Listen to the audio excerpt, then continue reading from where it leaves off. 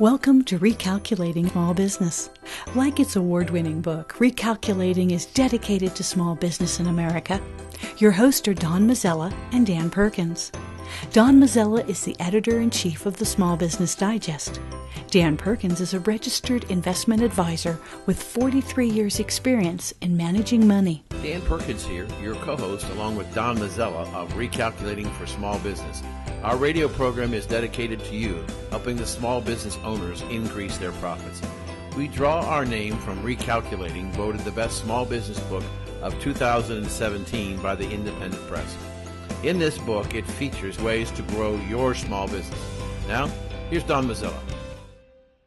Our next guest, Dan, is here to tell us how to I love this, tear down the walls between our companies and our customers. He is Michael Solomon. Besides being a veteran, he has written a fascinating book. Michael, welcome to the program. Hi, thanks for having me on. Well, Michael, first, tell us the name of the book, and then tell us a little bit about your background, which I found fascinating. Oh, sure. The name of the book, which is just out, is Marketers Tear Down These Walls, Liberating the Postmodern Consumer. I know that's a mouthful, right? Yeah. But it's a book that talks about some of the issues that I deal with as a consumer psychologist. So I'm in my day job, I'm a professor of marketing in the business school at St. Joseph's University in Philadelphia. And over the years, I've also had the opportunity to work with a lot of companies to make them more customer-centric, kind of put themselves in the shoes of their customers rather than in the shoes of their managers.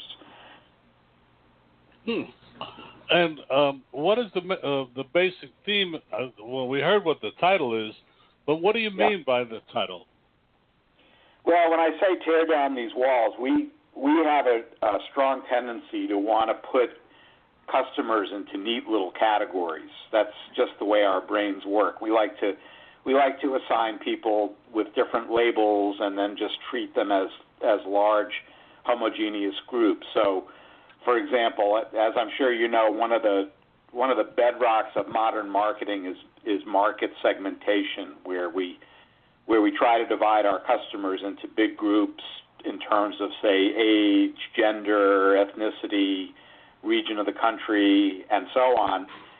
And then just treat each group the same. And so what I show in the book is that a lot of walls like that are really obsolete. People don't like to be put into categories, and especially with the internet and the ability to personalize communications, the ability to sell to people who have very specialized tastes. So a lot of the basic assumptions that we make about these various categories really have gone away. And so, as I discussed in the book, there's actually a lot of business opportunities for manufacturers and retailers who look beyond the walls, who, for example, who develop products that go across categories rather than products that cater to a pre-established category. And I'd be happy to give you some examples of that. Well, give us one right now. Yeah, sure. Well, one of the biggest ones that I see is I do a lot of work in the fashion area, and so there are two categories that have been used for many years. One of them is athletic wear, and another is leisure wear. And so you have companies that work in either one space or the other. But a couple of years ago, some smart people got the idea that, what if we blend those two categories and develop apparel and other products that kind of take the best of both categories. And so we have a new category today called athleisure. And athleisure, for example, Lululemon, the yoga pants and all of that. I mean, this is a huge new category that didn't exist a few years ago. And as the name suggests, athleisure, it's a direct integration of those two existing categories. So by not being hemmed in by those traditional boundaries, the people who are working in that new space have created a tremendous opportunity that didn't exist before. That's very, very interesting. I have a lot of questions, but I'm just going to do one, then turn it over to Dan. We seem in politics to be separating ourselves into tribes or segments, gay, lesbian, fundamentalist, etc. Yet you're saying the political parties seem to be lumping people together into subcategories, and you seem to be saying that really we should be individualizing our target audience. Did I hear that correct? What you're saying, and how do you explain that seeming dichotomy? Yeah, that's a great question. I think you're right. We are turning into tribes. We're no longer the United States of America, unfortunately. We're a bunch of different states of mind. And but what we see is that those traditional distinctions really don't apply. I mean, we used to have Democrats and Republicans, but they were all fairly moderate, and there was a lot of conversation between them. And today, those traditional categories no longer hold. So you can have people who have progressive attitudes, about certain issues, but not so much on others. But for example, when you talk about the whole gay and lesbian issue and so on, that's one of the walls I talk about in my book that is obsolete. So the traditional boundary between what it means to be male and female has largely disappeared. So, for example, in several states now, when you get a driver's license, you have the option to declare whether you're male, female, or what they call non-binary, which means that you're something else. And we're still figuring out what that something else is, but what it means is that traditional dichotomy is no longer around. Well, I have a lot of questions, but I'm sure Dan does as well.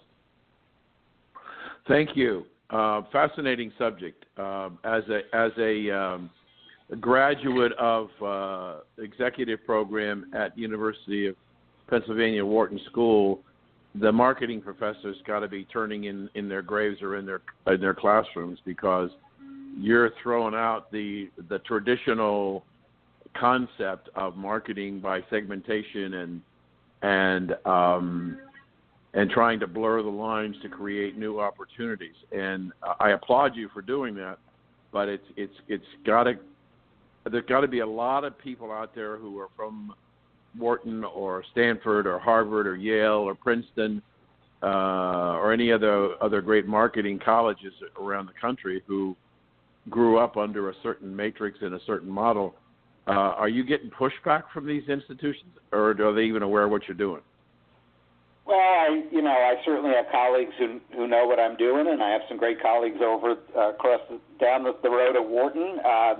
They're doing a lot of what I'm talking about. They're doing a lot of work, great work on digital marketing. And when you do digital marketing, what are you doing? You're personalizing your approach. You're basing when you go to a website and you see an ad for a product that you looked for yesterday, you can be pretty sure that your friend down the street is not seeing that same ad, right? So you're already getting away from that mass segmentation approach. And so I think among a lot of people, even the most orthodox marketing professors, and I've been teaching marketing to undergrads and grad students for many, many years, really we talk more about markets of one. And we certainly, when we talk to consumers, that's why the subtitle of my book is Liberating the Postmodern Consumer. What we mean by that is that consumers today are no longer happy to be confined into those categories. Think about the 1950s. Think about broadcasting. That's a good analogy. So in the 50s and 60s, we had 3, maybe 4 networks, and we were able to, and we could be pretty sure that everybody was watching one of those networks. Everybody was watching Ed Sullivan on Sunday night. Today we no longer have the concept of broadcasting pretty much, unless it's the Olympics maybe or The Voice. We have what they call narrowcasting. And so we have hundreds of cable stations. We have thousands of radio stations, programs like yours that that are reaching very specialized, smaller numbers, but much more committed people who, when people listen to your show, they're listening because they really like what you have to say, and they've made a point of tuning you in. They're not just listening to whatever happens to be coming out of their car speakers. So we're seeing it happen all around us. We refer to this as cultural fragmentation, which means that lifestyles today are no longer as easily categorized, and there are many, many more options available to people, very specialized ways that we spend our time, things that we read about, websites that we go to, and so on. So really, market segmentation has its place, but it's no longer the only way to do business. And certainly if you're a small business, you're, I think, better off focusing on a more specialized group of people. You've probably talked in other shows about the famous 80-20 rule, which is that 80% of your revenue comes from 20% of your customers. Right. So if you think about it, that's working against the idea of mass market segmentation. What you're saying is, don't worry about getting everybody in your franchise, but the people that are in there are going to buy an awful lot. Right. So let me go a bit philosophical on you, because I did think I heard a little bit of a twinge there, and I'll get to that in my second question. But my next question is, as we become more segmented as a society, as Don said, more tribes, we are diminishing in my opinion, we are diminishing what made us a great country, the, quote, melting pot, where cultures from all over the world could come into the United States and become Americans. They didn't give up their cultural history and heritage, but they assimilated into a new culture, a new way of thinking, a new way of doing things, and that's what they came here for. As we become more and more segmented as a society, do we become less and less American? Yeah, it's sad to see that kind of splintering going on. It doesn't have to work that way, and ironically, my sense is that more recent immigrants to this country are the ones who are more eager to forge ties with others. It seems like a lot of people whose relatives have been here a really long time are the ones who want to retreat into their corners. Right. So I don't think that we have to totally give up hope about that. But clearly, as you said, it's one thing to maintain your original identity and have some pride in that. That's fine. But also to acknowledge the diversity of opinions, and diversity, I think, is what makes this country great. That's my personal opinion. Sure, I understand. You get a lot more. If nothing else, you get a lot more different perspectives on a given issue. Because if you just speak to people like yourself, you're only going to hear about people like yourself. So it's what one author famously called the filter bubble on the internet. Or on TV. If you watch Fox News, you're only going to hear from people who agree with you. Right. And that, I think, is a mistake. Yeah, and I think that it's a great example, because we can talk about Fox News, but we can also talk about the major mainstream media all having the same agenda. As much as Fox may have its agenda, the mainstream media has its agenda, and it's clearly different than the agenda of Fox. But what I'm concerned about is that as we have allowed illegal immigration and we've brought people into this country illegally and put them in the mixing bowl, we have certain types of people, ethnic groups or religious factions, who are religiously, by their laws, are not allowed to assimilate into Christian or Jewish communities. So they create their own little fiefdoms and try and live a different life. But that's another subject. But I do want to move to what is in your area very topical and concerning a great deal of people. As a company begins to segment to a customer of one, then what I'm hearing and what I'm seeing is that the amount of data or information that you're collecting about that particular customer in order to have a customer of one seems to be vulnerable to attack. And we see all the stories about what's happening with the hacking and did Facebook sell or didn't they sell or did they give it away, where they're collecting data. They're, quote, a private company, so they really don't have to account to anybody what they do with the data per se. And I'm looking at it and I'm saying, wait a minute, we're actually becoming more vulnerable as we become more segmented, and our security is even more and more in question. What do you think about that? Well, it's definitely a mixed bag. I mean, we've known for a long time that there's a trade-off between personalization and security. And so as you give up control of your data, you're doing so, and I think people are much more aware of this today than they were certainly a few years ago. 5 years or so ago, my students didn't really understand that whatever they posted on Facebook, a party last Saturday night, potential employers are going to be looking at that. Right.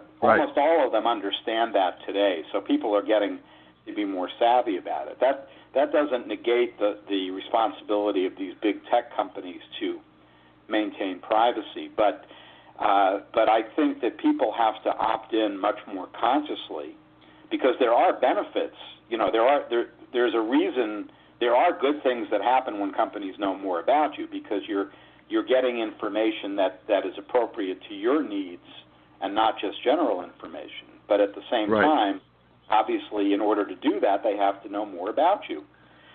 Right. So I think, ironically, I think there's going to be a niche of a market for people who want to be off the data grid, who are willing to say, you know what, I'll go back to the old days of just looking at generalized advertising, and I don't want you to know anything about me. But that's going to be a specialized market, and it's I wrote a column recently about, in the future, I think we're going to have brand-free zones. Just like today we have, some restaurants are making you surrender your cell phone when you sit down, because they want people to be able to eat in a quiet environment. I think people who can afford it are going to be able to opt out of advertising. It's like a lot of freemium services that we see. If you take the basic service, you have to put up with the ads. If you have the resources, you can pay for an enhanced service that gives you the information without the advertising. So again, it's all about social class. It's all about the digital divide and income. We live in gated communities. Wealthy people live in gated communities, and they're going to be living in digital gated communities, I think. Right. You reminded me of the experience that I had, and I'll ask you one more, and then I'll turn it back to Don. I was absolutely amazed until I got banned by Facebook of the amount of data that I could get to customize my marketing campaigns for my books, and what kind of astronomical response rates I was able to get by being able to mine the Facebook data. And they decided they didn't want me there anymore, so they banned me. But I can imagine how people would be concerned, because I saw how much data that I could mine through to try and find a particular kind of person that I wanted to promote my books. And I could do it on a global basis. Unfortunately, I don't have that anymore, and there isn't really a replacement for Facebook. But it was a powerful tool, and I can see how it could easily be abused for a political agenda. So how do we deal with our privacy? What has to happen with these massive information gatherers to make sure that we're safe? Well, first of all, it's quite a badge of distinction to be banned from Facebook, so congratulations. I don't look at it that way, but I appreciate that. Thank you. Well, what I find interesting is when I talk to my students, 18 to 20-year-olds, and I talk to them about these issues all the time, you know what? They don't really care. I think there's a generational difference here because these kids have grown up basically exposed to the world. Older people, we have a boundary. And this is an example of a wall that used to exist, between our private lives and our public lives. But younger people don't really see that wall being there. And when I say to them, well, what do you think about Facebook and the other platforms using this data? Their response very often, and obviously there are exceptions, but a very common response is, well, you know what you're getting into. If you're going on social media, you have to start with the basic assumption that anything you put on there is going to be available to anyone who needs it. And so, but then when I start to get into the weeds a bit and show them some of the kinds of information that these companies have on them, they start to get a little more alarmed because what they don't recognize that it's not just what they're posting that is available, it's the background information as well. And so right. I think a partial answer to your question is that if the more you demonstrate to people concretely, here's how much information company X actually has on you today, that's what opens their eyes. In the abstract, they say, well, okay, so I posted a few things about that party on Saturday night. It's no big deal. They don't really understand. And these are supposed to be tech-savvy people because they're younger digital natives, They don't really grasp the enormity of, as you were saying, how much information is actually available or can be inferred by very smart hackers. Right. Terrific. Thank you. Don, back to you. Well, I find this extremely fascinating, and we can go in a lot of different directions. But so I'm going to ask our guests, Michael. We've talked a lot. What would you like to talk about in the minutes we have remaining? Your book is fascinating, and some of your insights are terrific. One of the things, but what do you want to talk about now? Well, I think probably your listeners, I believe many of your listeners are small business owners. Correct. And so maybe we can talk about some of the issues about, how do you compete in the Amazon world today? And what are Start some of the right big... there. Start right there. So go right ahead. One of the important things is that a company, the big box companies and so on, you're never gonna win the value war against them, right? You're never gonna compete on price. And so what you have to do is, if you're a manufacturer, you have to create a very strong, what we call a brand personality. That is, one of my mantras is that people don't buy things because of what they do. They buy them because of what they mean. And so you can have a small company that can do quite well because it's able to create a very distinctive identity. Just like we were saying, each individual wants to be distinctive today, not part of a big group. The brands that they consume, that's important as well. And so, for example, we were talking about young people. One of the things that millennials value the most is authenticity. They always want to know the backstory behind the companies that they do business with. And that's where I think a lot of small businesses have tremendous opportunities because they often do have a very interesting backstory. It might be a couple of brothers or a couple of sisters who started their own business or, started at a flea market or whatever their story is. If you have a backstory, tell it and tell it again and again and again. So, and even big companies can do that, are doing that, like think about Hewlett-Packard and, the two guys in the garage, and they'll show you the original garage where Hewlett-Packard started. So that's one of the things that a small business owner can do. I think another thing is that one of the other walls I talk about in my book quite a bit is the wall between the producer or seller of a product and the consumer of a product. So I think, to me, one of the biggest developments in the last 10 years or so is what we call consumer-generated content, which is that everyday consumers no longer are passive purchasers of products. They are actively involved in creating those products, and they're actively involved in selling those products. Like, for example, the direct sales business, which is a multi-billion-dollar business, Mary Kay, Amway, and all that. But even getting your customers involved, whether you're a manufacturer, whether you run a store, don't be afraid to ask your customers what they want you to be stocking, because they often have the best ideas, and they can be, many companies today use what we call brand ambassadors, and that's, again, based on that idea that you can enlist your most enthusiastic customers to be your best salespeople or to be your product designers. So there's many success stories out there where companies large and small have kind of lifted the curtain and have allowed consumers to go into the back part of the stage where the magic actually happens. And sometimes that's called the IKEA effect, after the store. Basically what that means is people value something more if they actually had to build it.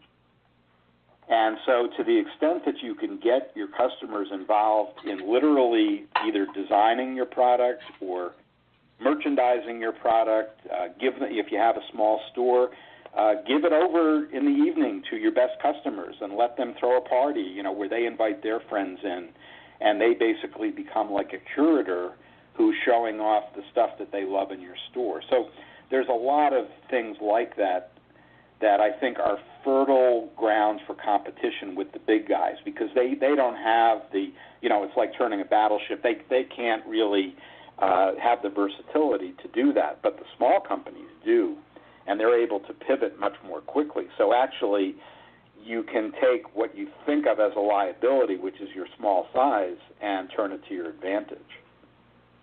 Wow, that was a great one. I just have to tell you, I was fortunate before they had closed it, to see the original garage where Hewlett-Packard put together their first product. So when you mentioned it, it was really funny that came to my mind. Michael, your book again, and how people can find it. The book is called Marketers, Tear Down These Walls, Liberating the Postmodern Consumer. It's available on Amazon as an ebook, a print book, and an audio book. And my website, if anyone wants to contact me, is michaelsolomon.com. Well, but will you spell it out? Because this is radio, and you have an interesting spelling of it. Okay, it's MICHAELSOLOMON. That ON always got me, but .com. But now, Michael, I don't want to let you go. I'm going to ask one more question, and turn it back to Dan for one final question. How do you think the future of marketing is going to be in this changing world?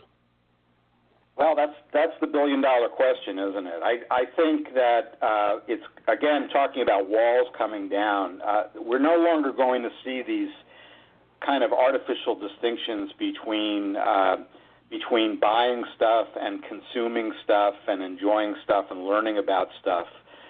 So for example, at the retail level, some people already talk about retailtainment or edutainment. In other words, when you're going to a store, again, the reason, the competitive advantage that you have against a pure play e-commerce site is that you're providing the value added of the shopping experience.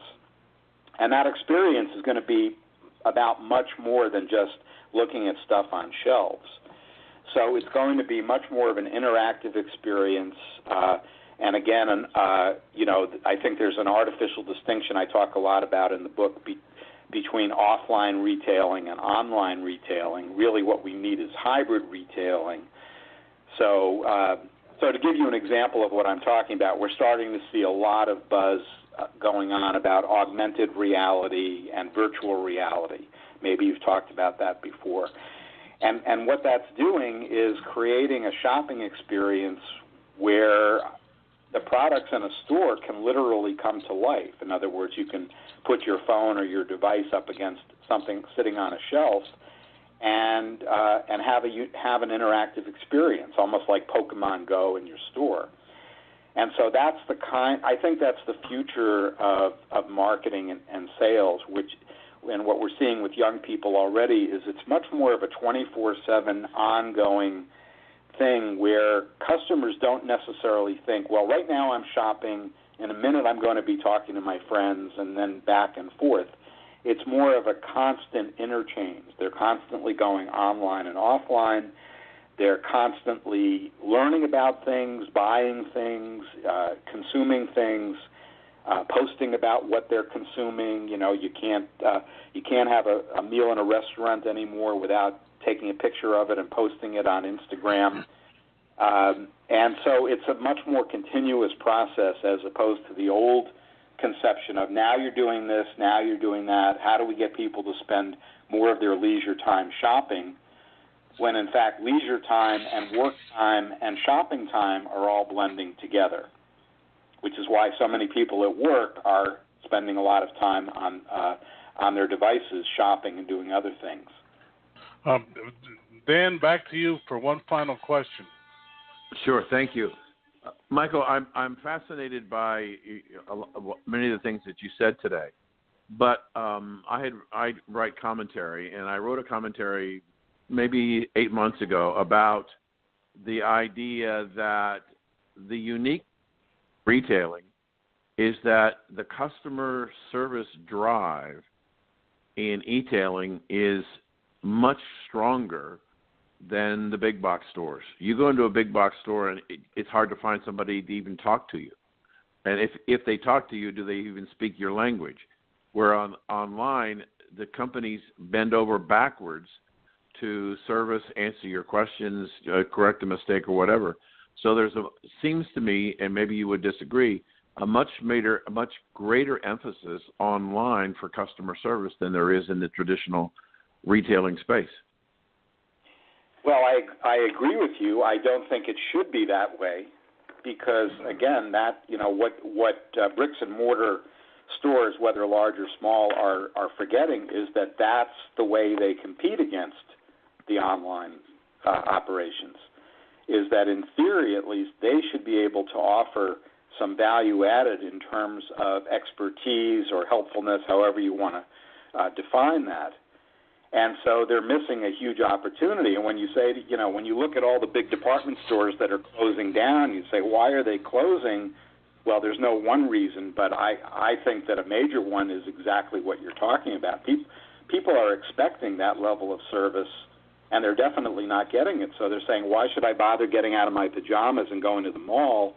I can actually get better advice online. So, if you look at the counter examples of that, it becomes more clear. You look at Nordstrom, for example, which is famous for their level of customer service. That's their competitive advantage. And then they understand that to their credit. But why their competitors haven't figured that out is beyond me. I understand. Michael, thank you for joining us. Back to Don. Well, I think we could go on and on, Michael. We've been talking with Michael Solomon. He's a marketing professor at St. Joseph University in Philadelphia. He's also written a fascinating book, and so I don't mess it up. Michael, please, the title of your book again? Sure. It's Marketers Tear Down These Walls. liberating the postmodern consumer. Well, it's been an illuminating time with you. Thank you so much for joining us, Michael. My pleasure. Thank you for having me on. I've been talking with Michael Solomon. A link to his website will be on recalculating.biz tonight. On that website, you can also hear this and every other past and future Recalculating Biz radio show. Want to know more about health savings accounts for your company or yourself? Go to 2hsa.com and get a free employer's primer. Health savings accounts are a cost-effective way of offering health care benefits to your employees and yourself. HSAs build retirement funds for your employees, improve morale, and reduce your health care benefit cost. For a free employer guide to HSAs, go to 2hsa.com. That's 2hsa.com. Dan Perkins here from Recalculating.biz with your featured book.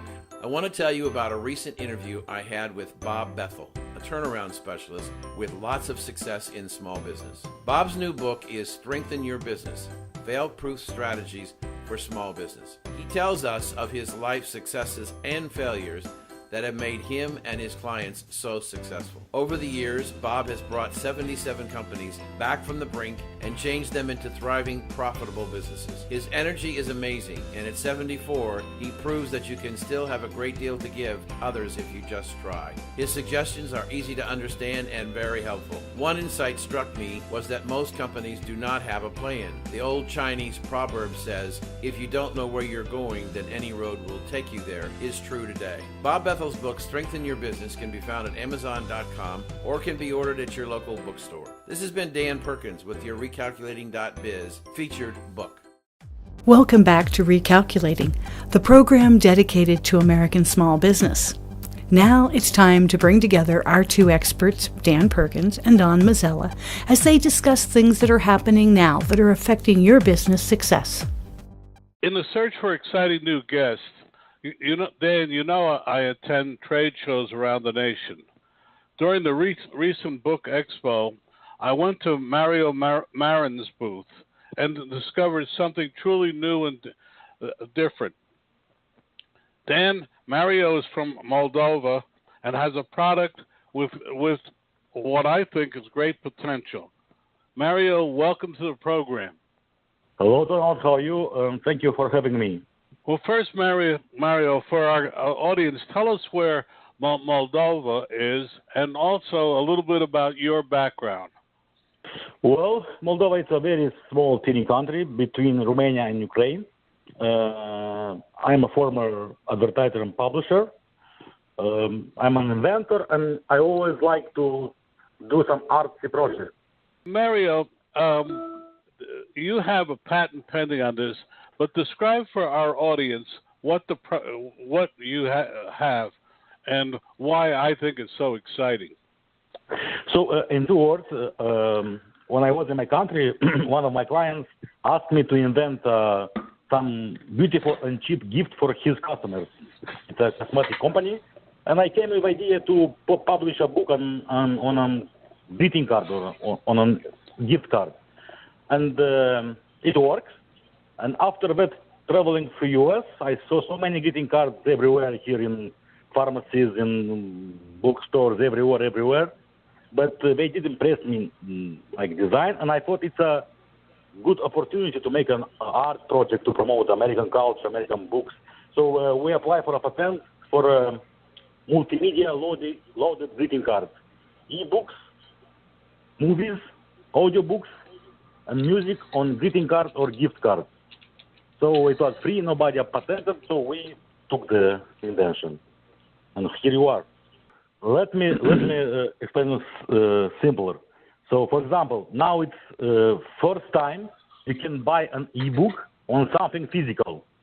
So only now you can buy an ebook on something physical, on our greeting cards or gift cards.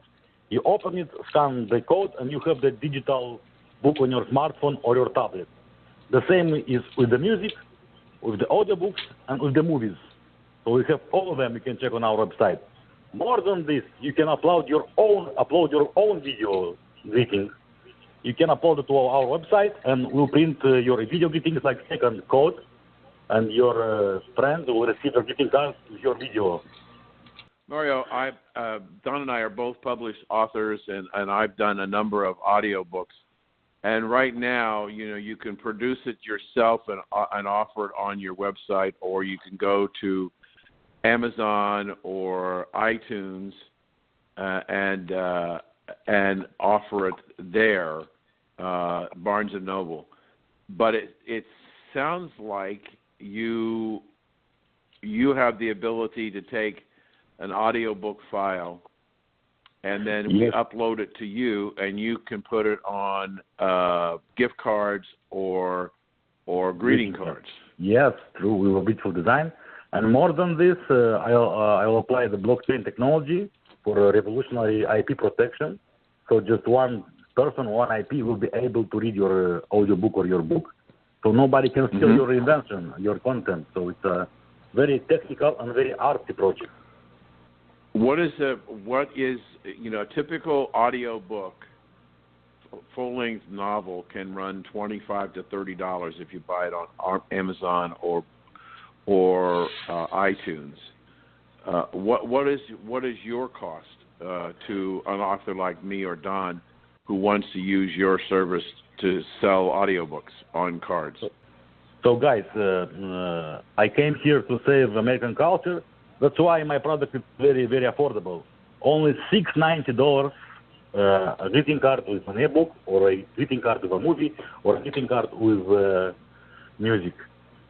Plus, if you want to add your profit to this, $1, $2, I don't know. So anyway, it's very affordable.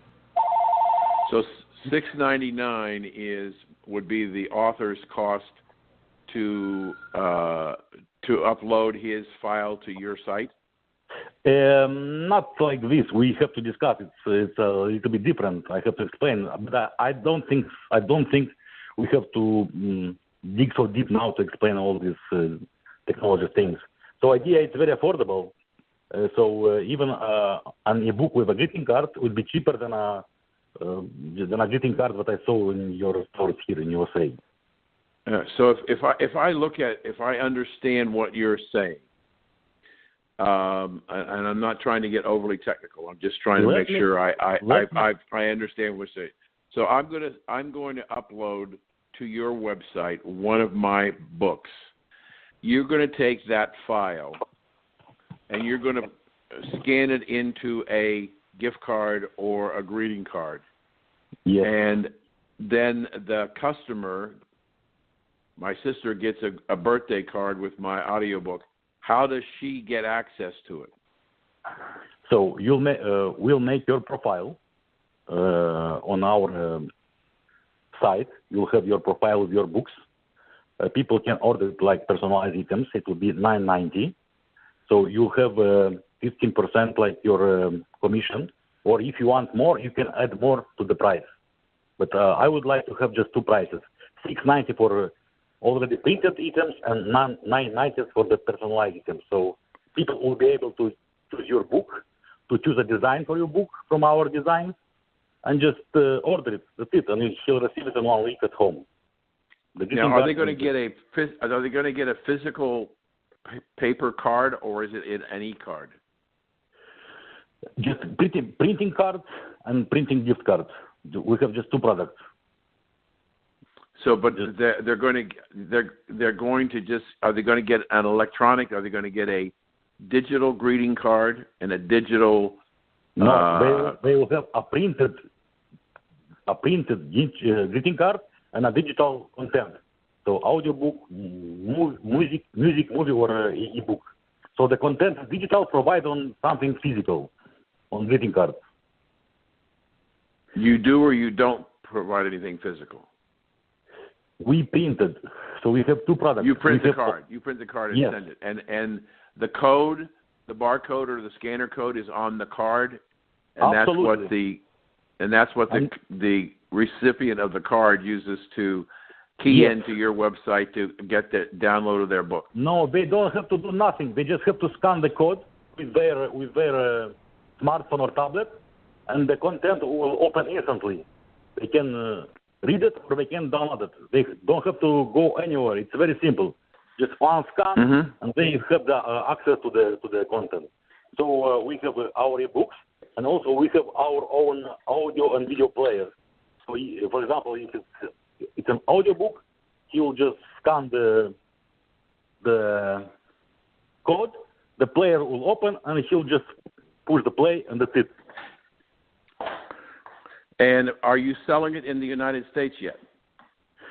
We just started. We launched our product 2 days ago at the book exhibition, and we fight with American bookstores, like Hudson News, because I think Hudson News is the perfect place for our product in airports, because people can buy for themselves, use for themselves, and after that to send to somebody else at home or at the place where they're visiting.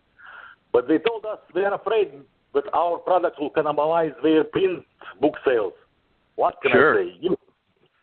But you can fight with the progress. It's not very smart to fight with the progress, so I don't think it's a good idea. I understand, but being an author who sells audiobooks for $27, the idea that somebody might be able to buy my audiobook for $9.99. No, it's our condition. You can put your own price, but you can sell yourself if you want. I can provide. I can. If you want to order, you can order from us 10,000 greeting cards with your audiobooks using our invention. We can send it to you, and you can send yourself with $50 or $100. We don't care. But if you want to be part of our project, we have just two prices: $9.99 with for the greeting cards. Sorry for my English, guys. I'm very nervous and I'm very emotional to speak in English. Sorry about it. How about give everybody your website where they can find you? So I give it to Donald everything, and my greeting card and my business card. My site is magnamoments.com. Magnamoments.com. And I will send to Donald some video of our product, and you can see how it works. It's very simple. It will be you'll understand better than my English words. The video is very clear. Basically, we have two strategies. We can sell our license to publishing house or to Amazon or to anybody else, or we want to make it by own, because I want to promote young talents, young writers, young painters. I have a art background. I was an art publisher in my country. I printed the first anthology of modern painting, and so on and so on. So I like to be in art projects. So are you selling it in Europe yet? No, it's a new invention. We just applied for a patent on 6th of November. We get some funds. We get some funds from a New York accelerator that likes our idea, and they gave us some money to develop the idea. They are helping us to connect to the investors with the different. And we just started 2 days ago, and we are ready to start. We're ready to make our. We now fight with the people to put our product in sale. It's a wonderful idea and it's a beautiful design. But with the innovations, it's a hard path, but we'll win in the end. It's a champion path, hard path. Right. Well, it's been a pleasure talking with you. So a link to his website will be on recalculating.biz tonight after the show, and you can get not only this interview, but all the interviews that we've done at your fingertips by going to recalculating.biz. Mario, thank you so much for joining us today. Dan, I've been dealing with diabetes my entire life. My grandmother had it. My mother and all my aunts had it.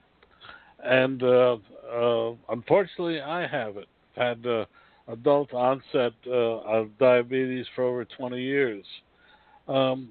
And medical science is making terrific progress in helping people understand how to prevent it, and if it does onset, how to control it. And you have some interesting information that you want to share with our audience.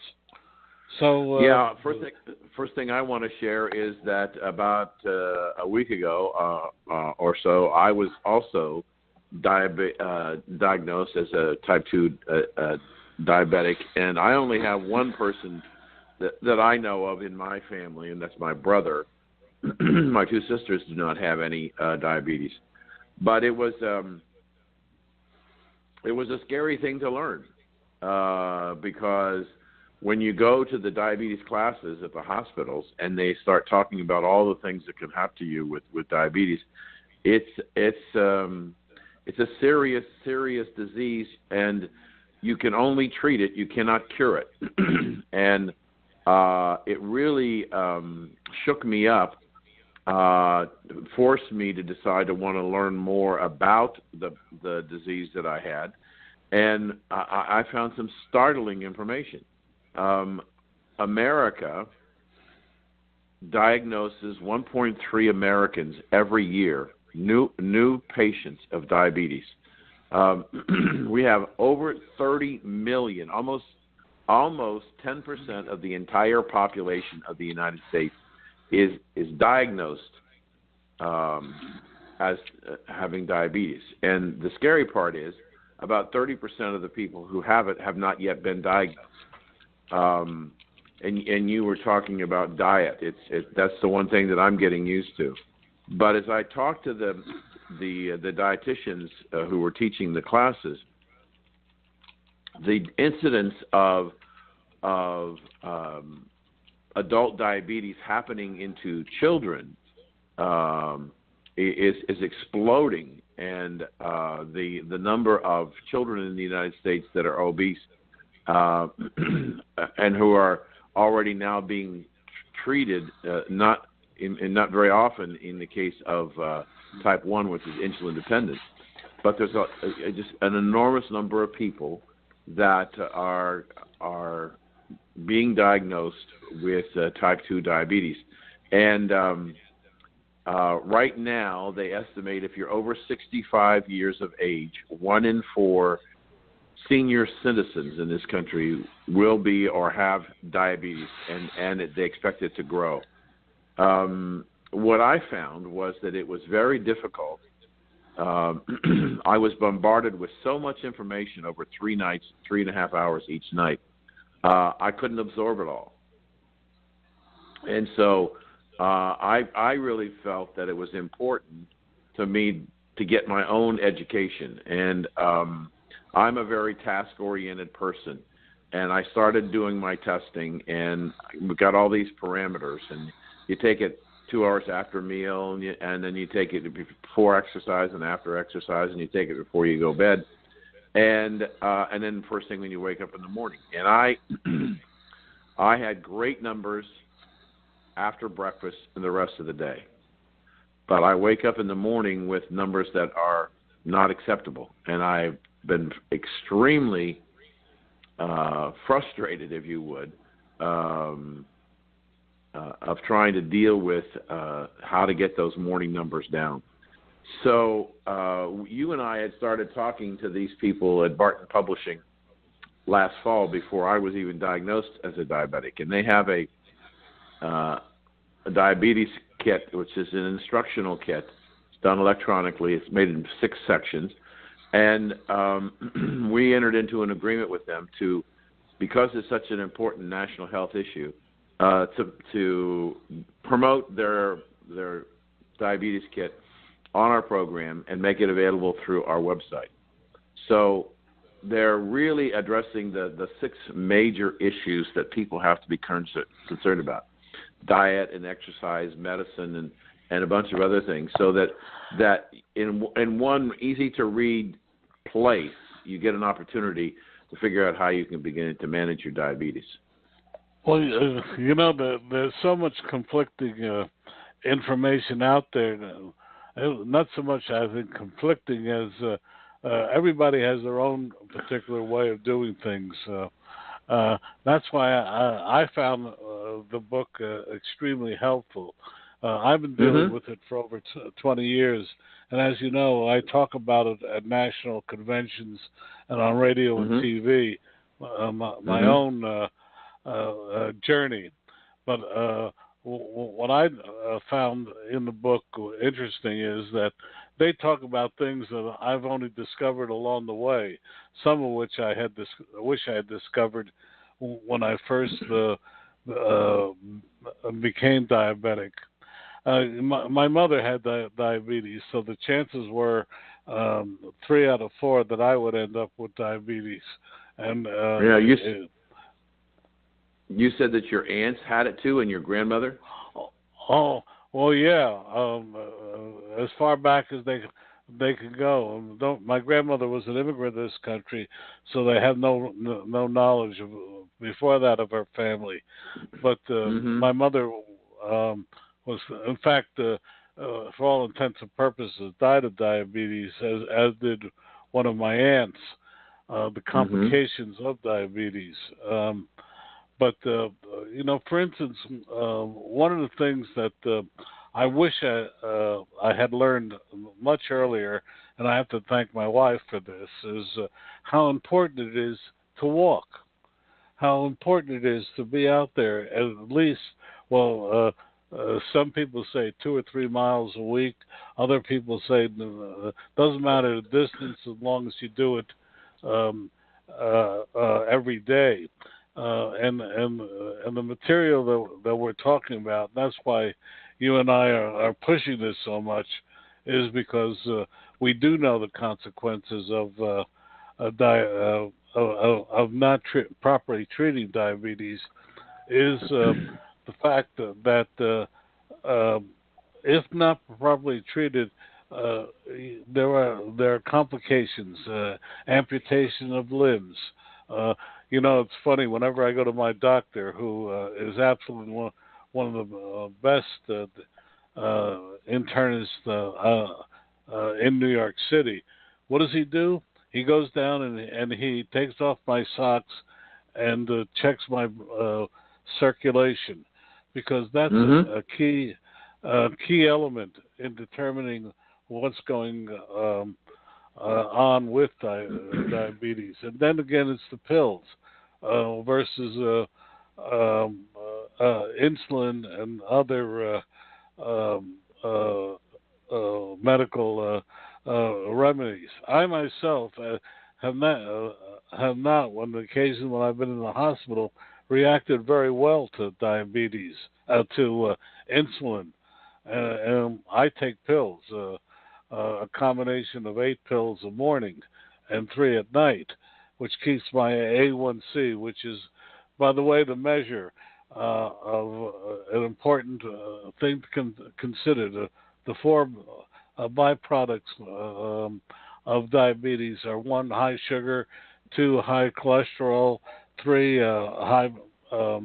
high blood pressure, and 4, poor circulation.